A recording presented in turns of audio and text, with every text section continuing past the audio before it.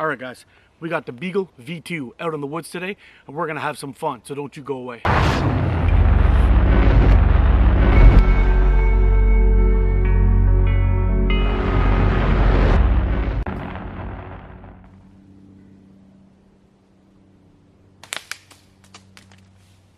Sorry guys, I knew this was going to be a tough video to shoot when Andrea asked me to do a comparison video of these two frames. This is the Beagle version 1 and this is version 2.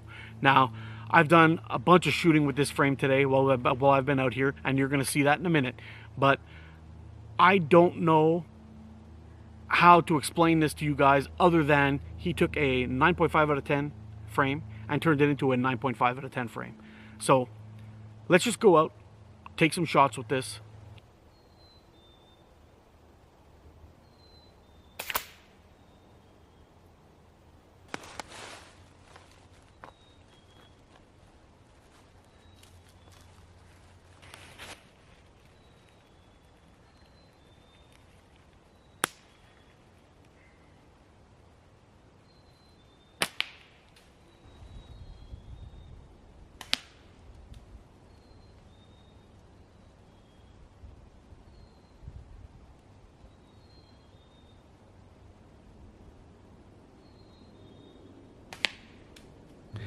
Alright guys, so today we're going to be shooting 100% bands on this frame. We've got 0.50 on here. We've got a 24 to 12 taper. I really like that taper for 8mm bands, or 8mm steel, sorry, and it works quite well. The fork width on this guy is right around 90 millimeters, which is pretty nice for me. And basically we've got that 70, I think it's 7075 aluminum with a G10 face on it. Nice looking frame. Today we're going to be putting some more work on these pit locating pouches from Snipersling. I really do quite like these guys. They shoot really nice. And one of the things I think I like about pit locating pouches opposed to regular pouches, although there are some that I like quite a bit, the pit locating pouches kind of have a slimmer profile. You could see with the little cups in there, they kind of recess the ball a little bit. And they make it more of a flat grip when you're holding it onto your fingers, so you're not feeling like a sharp ball digging into your fingers. Some people like it, but personally I don't. When I'm out shooting, this will give me many more shots shooting with this than with the regular leather pouches. I find they end up digging into my finger, and I get these weird almost like electric shocks and nerve sensations that I don't like after a long period of shooting. So for me, pit locating pouches are a win.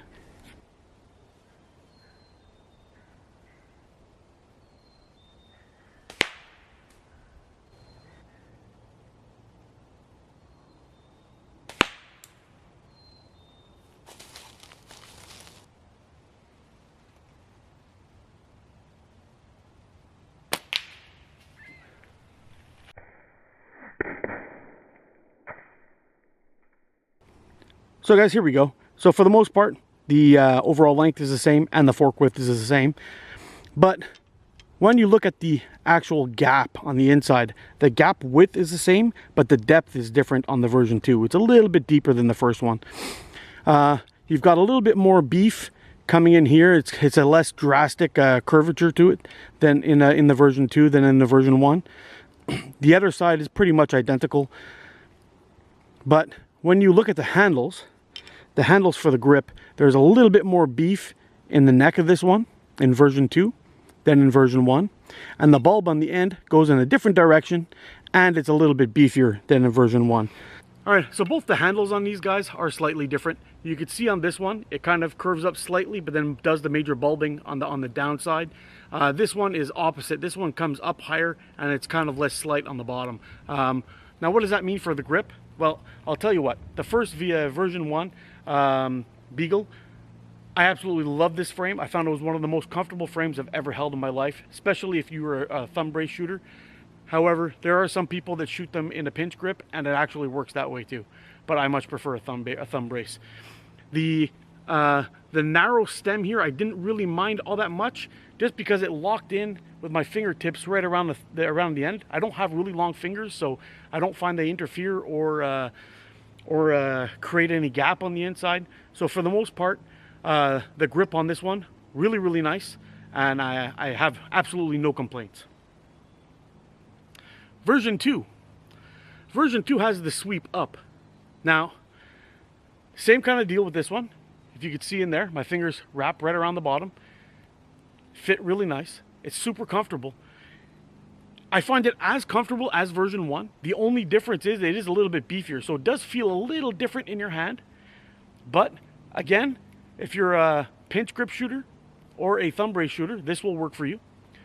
The curve up does what a good handle should, is push your hands towards the forks and keep them there locked in, which this does quite nicely. I really don't know which one I could say I like better, other than both of them are really comfortable frames to shoot. The grips are fantastic in either direction. So for me, I don't know if there was a need to adjust the grip on this guy, but I will say it doesn't change it for any better or worse, in my opinion, than on this guy. So for as far as I'm concerned, the comfort on this guy, on these two guys, is probably 9.5 out of 10 for me anyway. I absolutely love the comfort of both these frames. Yep, fantastic stuff. Both these frames come designed with clips, which is nice. Both the clips are made out of G10, but Andrew added these little sighting references on the end of these on the new version 2. I don't know if that comes standard with them. I did ask for them, but I think that may be the way he's doing them now. I'm not entirely sure, but it's kind of cool because this guy right here is great for 10 meters for me, for my anchor point, and the second one is actually good for 20 meters, or 15 to 20, we'll say. But it works out great for me, and it's a great sighting reference. Although I don't use the exact dot as my reference, I usually tend to split the two, the dot and that, but it seems to work very good. I know I'm just splitting hairs, but there's another difference they've made with the version 2 versus version 1 on the clips. Really nice.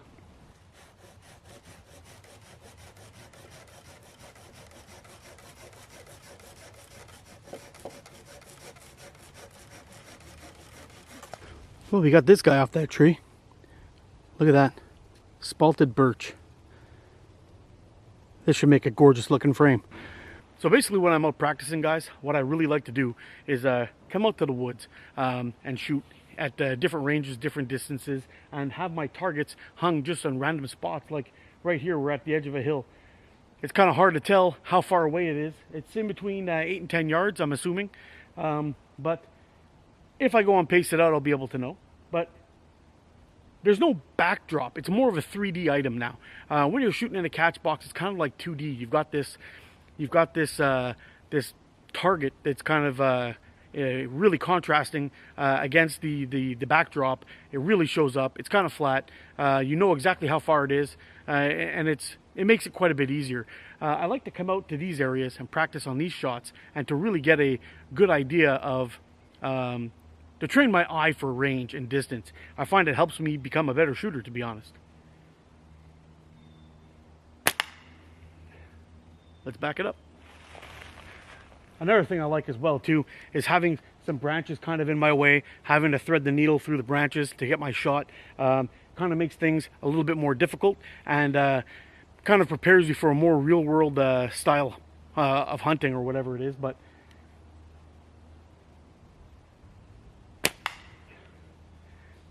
certainly makes it a little bit more challenging. Let's back up again. All right, so now we've backed up the camera one more time. We're quite far away now. We still have to thread the needle through those little branches that are there, and see if we can hit that guy from this distance. Now, what distance is it? I don't know. I'm thinking probably around 20 to 25 meters away, but we're gonna go ahead and pace it out. So let's take our shot and see how we do.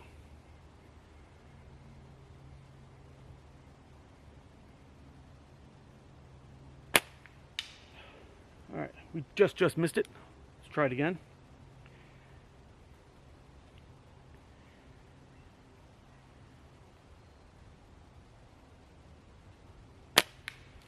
Oh, we actually touched it, but not good enough. Let's take one more shot.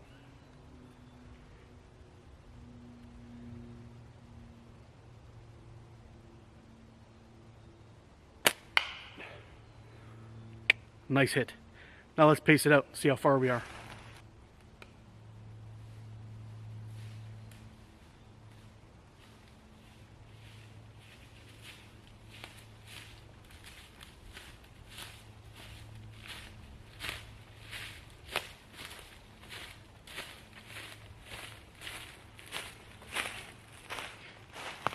So about 28, 29 paces. Not a bad distance. Maybe we should back up again. All right, guys, we've backed up considerably.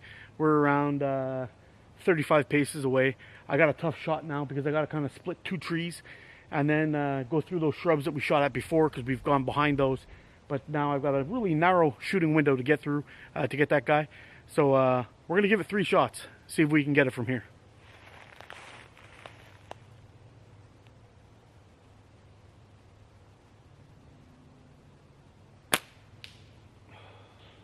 A little high.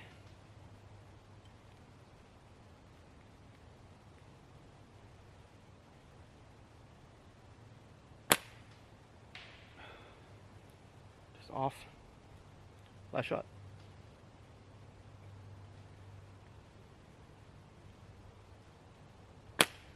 Oh, there it is. In 3. Beautiful shot. Beautiful shot. That might be the longest shot I've ever landed. That's awesome. Sorry guys, just for fun, we switch frames up. Let's see if we can hit that guy from this distance.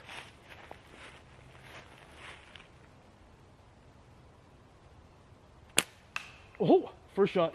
All right, let's see if we can get it again.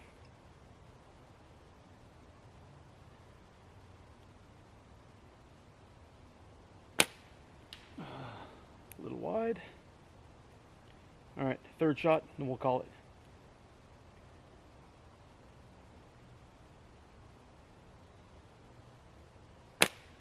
Oh, just missed it.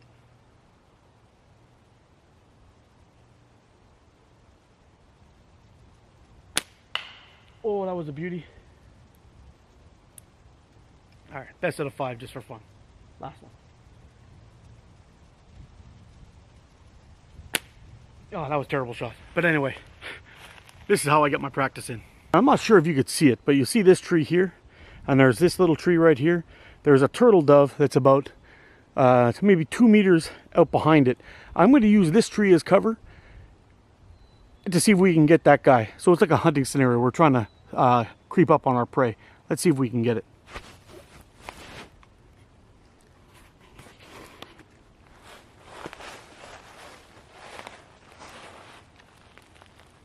All right, for the first shot, we're going to be using the first version.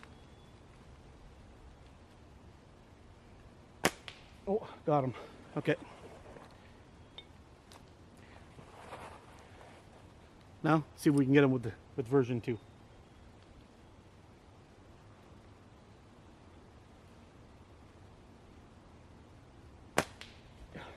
Got him. It's awesome.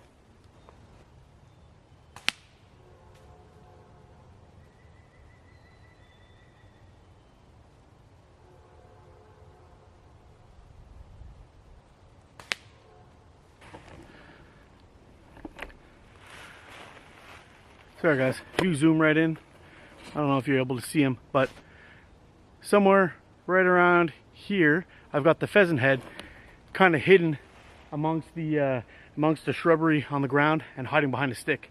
Let's see if we can get it, and if we do, we're going to back up and take another shot. Oh, right in the kisser. Let's back that up. Sorry guys, we're around 17 to 20 meters away. After the last time I hit him, he wobbled and came back up kind of crooked. His head's really blending in with the ground right now, and it's kind of hard to see. I can see a little bit of that red on him and a tiny bit of that bright blue, but that's it. So that's what we're going to go ahead and shoot for, see if we can get him. I'm going to give it 3 shots from this distance, and hopefully we make it.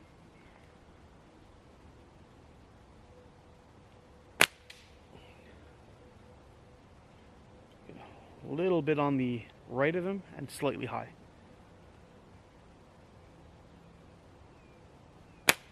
Oh, there it is. There's one. Let's see if we can get him again. We got 1 more shot left. We could do 2 out of 3. That would be freaking awesome.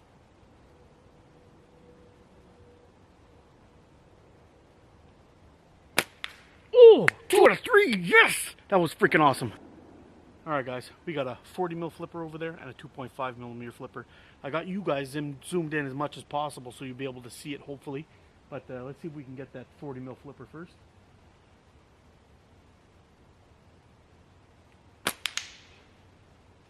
there's the 40.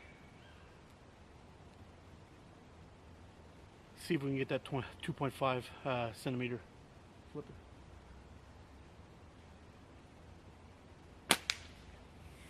Two for two. All right, guys, we're back at the bench. Now, what can I say about these two frames? Well, I think I would give this guy, the version 2, a slight edge for only one reason, and that's because the clips on the frame for shooting longer distances I find are better.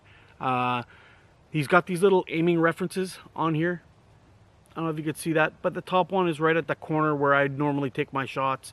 Now, if I was going to shoot my eye, for example, where's my eye? Right here. There, you see it? We would take that little thing and stick it right on my eyeball. Now, if I was really, really far away, I'd just lift that up and use the second aiming reference. Now, on some of those longer shots, it takes some of the guesswork out of it. So I shot the first one, I shot low.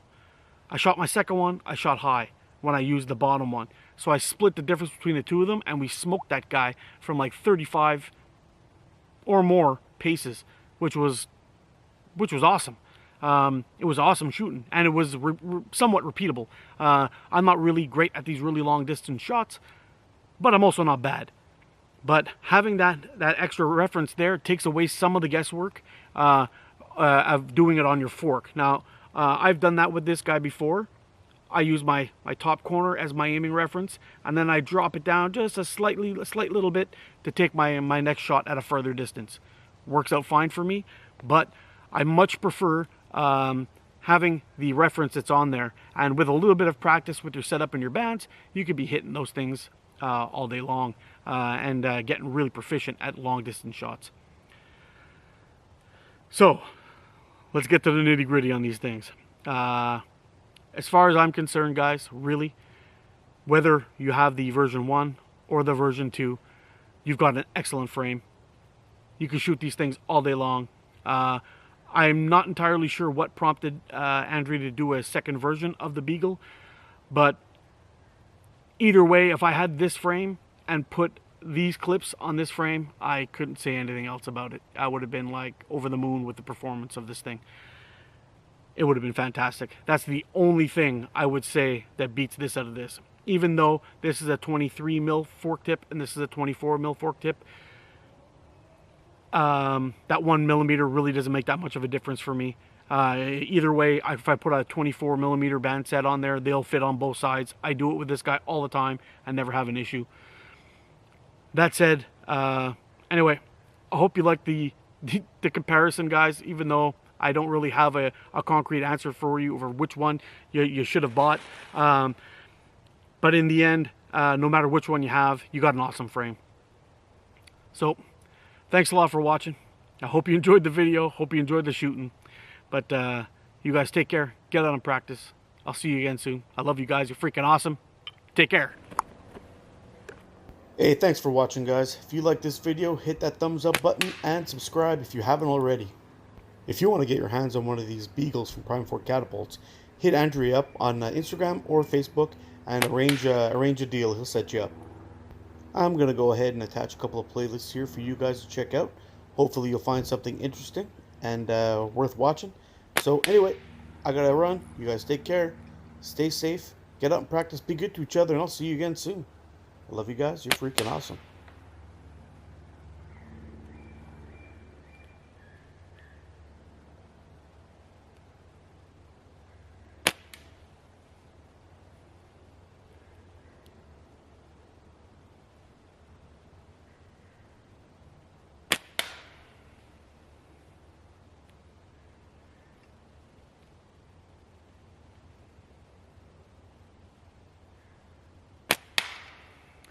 I guess just thank whoever that jerk is who left their garbage in the woods, but I guess I'll be packing that out. Take care.